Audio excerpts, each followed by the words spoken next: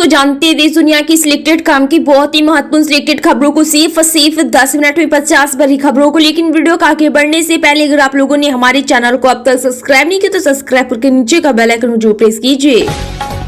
दिल्ली विधानसभा चुनाव में इंडिया गठबंधन फिर से बिखरता नजर आ रहा है। कांग्रेस और आम आदमी पार्टी एक दूसरे पर हमलावर है। सी समाज समेत तमाम मुद्दे उठाकर कांग्रेस मुख्यमंत्री अरविंद केजरीवाल को घेर रही है, जबकि आम आदमी पार्टी का दावा है कि दिल्ली में कांग्रेस और बीजेपी एक साथ मिलकर पर्दे के पीछे सुने हराने में लगी हुई है।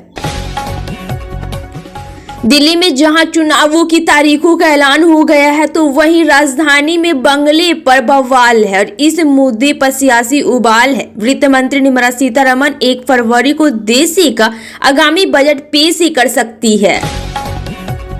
बिहार विधानसभा चुनाव की तारीखों के बीच सभी राजनीतिक दल अपनी रणनीतियों पर आगे बढ़ रही है। इसी क्रम में राष्ट्रीय जनता दल के नेता तेजस्वी यादव ने एक बड़ा बयान दिया है।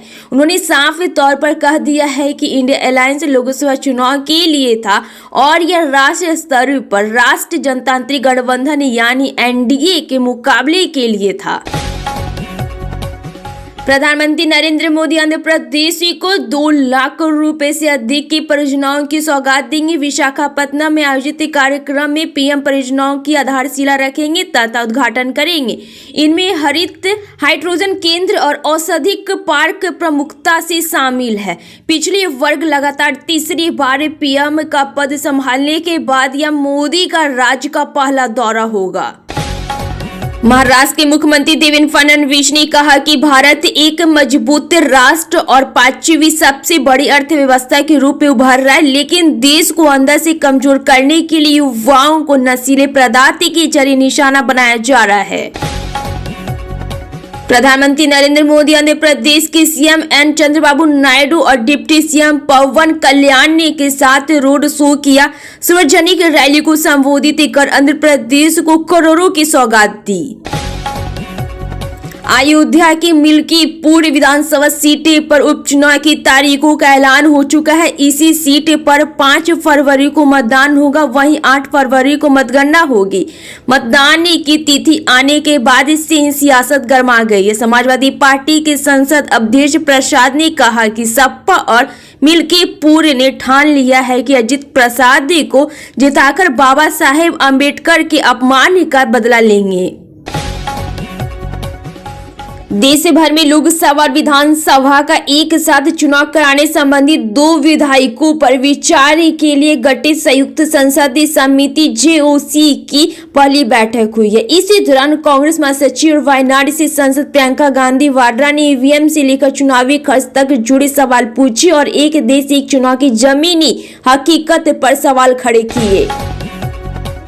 पश्चिम बंगाल की मुख्यमंत्री ममता बनर्जी ने बांग्ला शस्य बीमा योजना के तहत लगभग 9 लाख किसानों को सीधे लाभ पहुंचाने के लिए 350 करोड़ रुपए जारी करने की घोषणा की।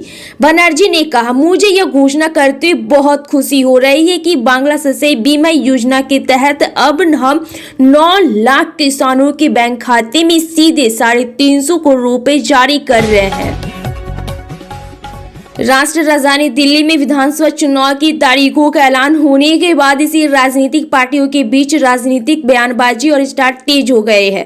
और एक तरफ जहां भारतीय जनता पार्टी बीजेपी अरविंद केजरीवाल के घर को लेकर आपी के राष्ट्र संयोजक को घेरने में लगी है, वहीं दूसरी ओर पूर्व मुख्यमंत्री केजरीवाल ने फर्जी वोटर लिस्ट को लेकर भाजपा पर हमला बोला है।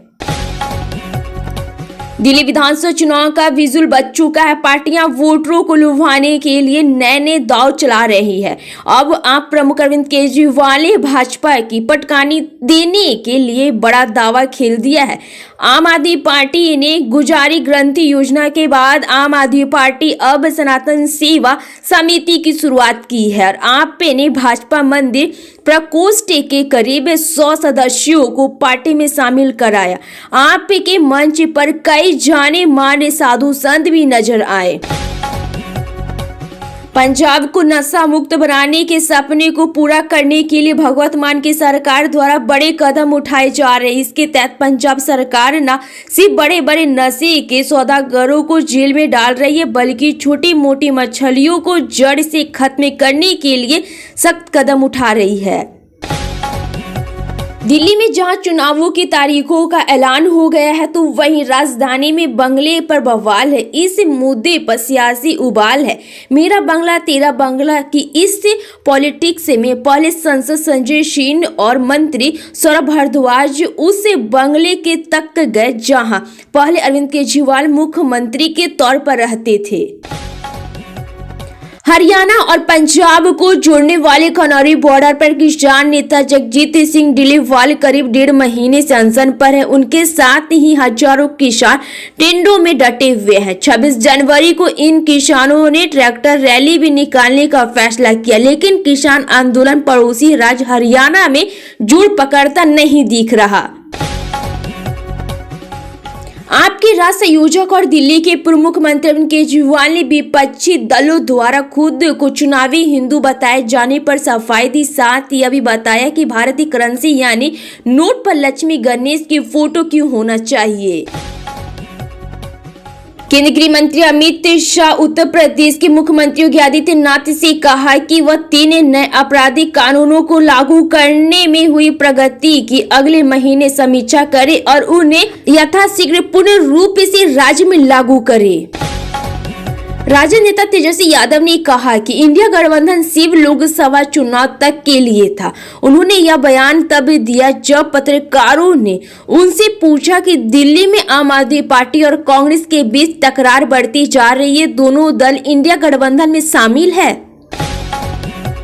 वन नेशन वन इलेक्शन विधायकों की जांच के लिए गठित संसदीय समिति की पहली बैठक हुई। इस बैठक में बीजेपी के भाजपा सदस्यों ने वन नेशन वन इलेक्शन के प्रस्ताव को सहारा, जबकि विपक्षी सांसदों ने एक साथ पूरे देश में चुनाव कराए जाने की आलोचना की। प्रधानमंत्री नरेंद्र मोदी आंध्र प्रदेश की विशाखापट्टनम जाएंगे। इस दौरान पीएम मोदी कुछ बड़े प्रोजेक्ट की आधारशिला रखेंगे और उद्घाटन करेंगे। आंध्र प्रदेश का यह दौरा पीएम मोदी के तीसरे कार्यकाल का पहला सफर होगा। दिल्ली विधानसभा चुनाव के लिए 5 फरवरी को वोटिंग होनी है और 8 फरवरी को नतीजे का ऐलान किया जाएगा। चुनाव से पहले अब आम आदमी पार्टी, आप ने भारतीय जनता पार्टी बीजेपी बड़ा झटका दिया है।